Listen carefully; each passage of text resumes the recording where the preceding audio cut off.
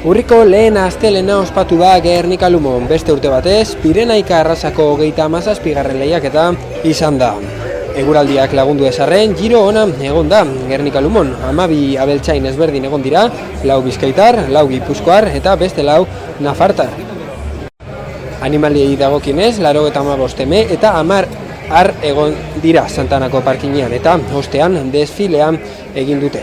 Aurten, eme gazte honenaren saria Orozkoko Arbaitza nahiak eraman dute, eta zezen gazte honenaren saria Juan Antonio Uztarrotzentzako izan da. Hasi jartzaren produktu onena Uztarrozek berak lortzeaz gain. Horrez gain, abeltzaintza onena, zezen heldu onena eta eme heldu onena Jon Koldo Bikandik irabazi du. Naiz eta urtero sari ugari irabazten duen, bere etorkizuneko helburua zein den azaldu du. Bueno, gure helburua beti izaten da ikuilo honena irabaztea, ez? Esaten da bezala, beti plazara urtetan duzunen, beti gustatzen dazu aldanik gehien irabaztea, horretarako preparatzen dugu urte guztian ganaua. Gu beti saikatzen gara euretzako horrek sariak etaratzeko, eta horrek sariak guretzako beti izaten dira garrantzitsuak.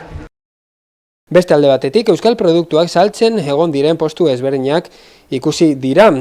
Santanako parkinean urtero legez, urrian ohikoak diren euskal produktuak egon dira besteak beste.